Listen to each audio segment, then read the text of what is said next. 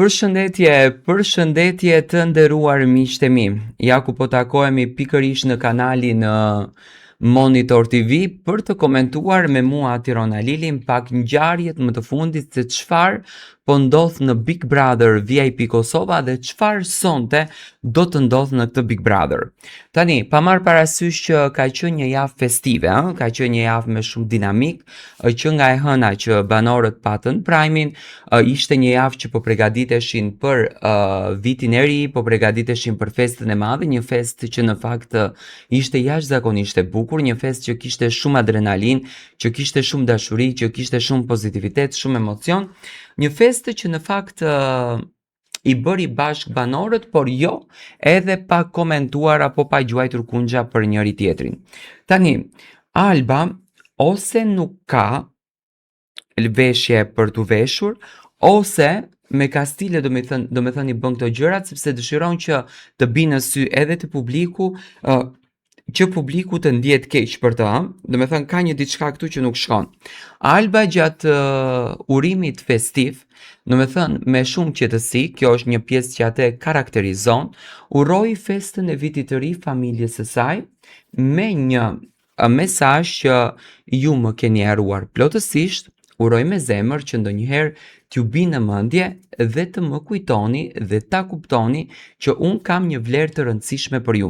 Në fakt ishte ky mesazhi që Alba ja drejtoi familjes së saj. Tani, me njëherë pas përfundimit të festës, nisi lufta e madhe mes Fjolla Morinës, Albës edhe të gjithë banorëve të tjerë. Do të Fjolla Morina në asnjë mënyrë nuk e kontrollon veten e saj. Ajo krijon luftra, krijon dinamika, do me thënë del jashtë kontekstit, ndoshta ndikon pak edhe qëndrimi brenda në izolim, gjë në fakt të cilën e ka bërë që ajo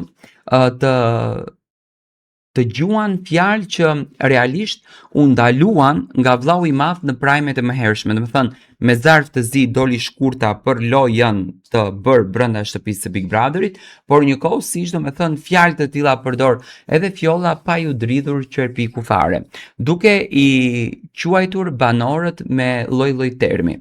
Por debati më i madh që në fakt mbrëm ka marrë vëmendje është ky debati i kombit shqiptar që në fakt po bëhet në çdo Big Brother. Tani unë nuk e di këtë apo e bëjnë strategji, apo thjesht kanë mësuar nga banorët e mëhershëm që po të përdorësh kartën e patriotizmit të tije i fituar dhe tije shumë i dashur brenda këtij formati. Unë mendoj që është e turpshme të bëhet debati që Fjolla mbrëm me Albën bënte. Ti je në tokën time, ti ke ardhur në tokën time. Unë mendoj që Alba nuk është në tokën e Fjollës, por është në tokën shqiptare. Kosova është tokë e jona, pa marrë parasysh ta jemi, a nuk jemi nga Kosova.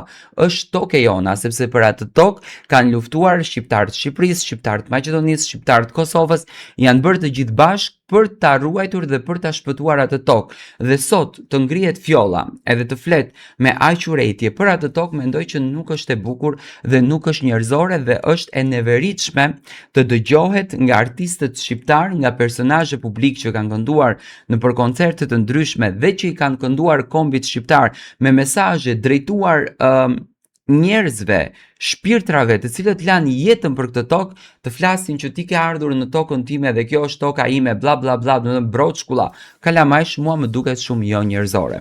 Dhe në fakt nuk pash asnjë lloj reagimi nga produksioni, asnjë lloj reagimi nga vllau i madh për këtë gjuhën e urrëties që në fakt Fjolla Morina përdori natën e mbrëmshme. Por gjithsesi besoj që sonte me patjetër do të jetë në fokus ky debati i ashpër brenda kësaj shtëpie dhe do të jetë në qendër të vëmendjes. Tani, dua pak të flas edhe për londrimin edhe për Klodin. Klodi e Liona janë në qendër të vëmendjes për afrimitetin që ato të dy e kanë krijuar. Unë e di që sonte ky afrimitet do të jetë në shënjesë.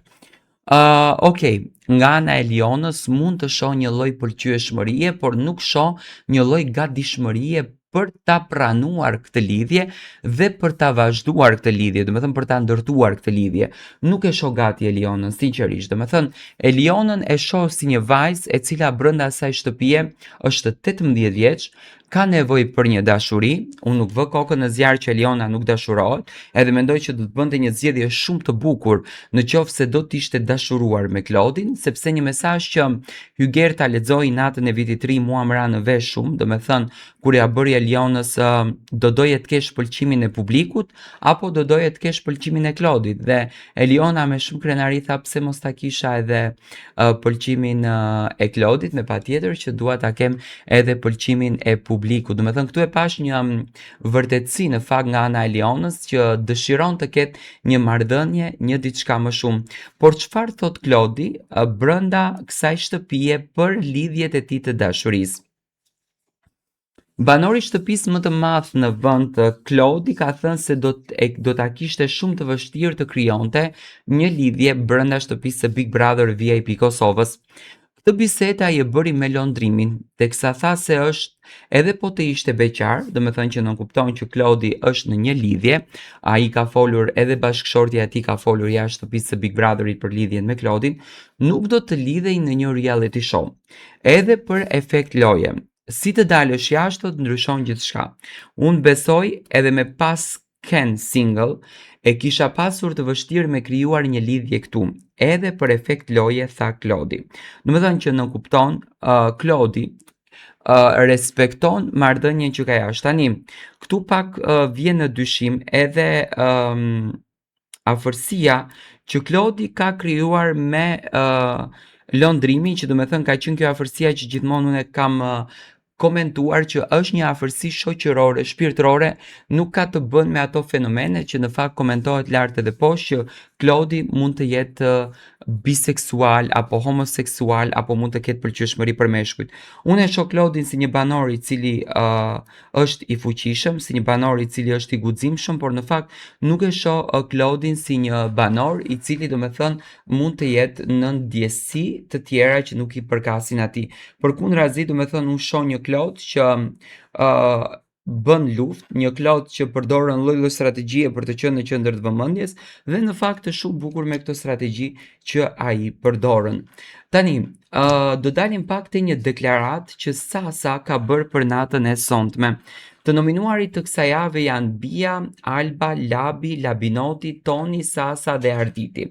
Tani janë një kombinim shumë interesant, do me thënë janë një kombinim shumë i fuqishëm brenda kësaj shtëpie. Imagjinoni Bia që nga produksioni pritet që të bëj namin, do me thënë pritet që të shkatroj shtëpinë. Kemi Albën që është një lojtare tepër e guximshme brenda asaj shtëpie, do me thënë një lojtare që ndes dinamikat dhe krijon lojën e shtëpisë. Kemi Labin që është një banor që në fakt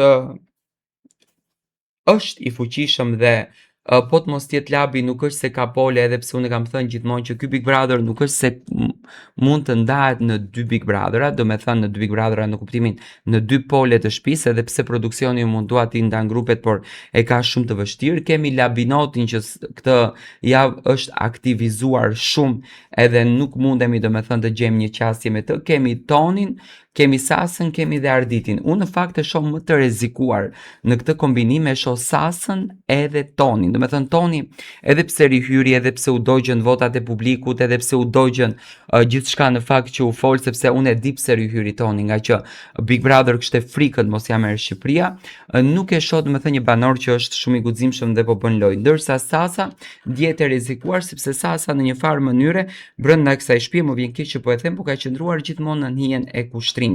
Por të nominuarit i kësaj jave po përballen me pyetjet e publikut dhe pyetja drejtuar Sasës ishte kjo: pse sa herë je në nominim e manipulon publikun kinse të premten do dalësh edhe nuk del.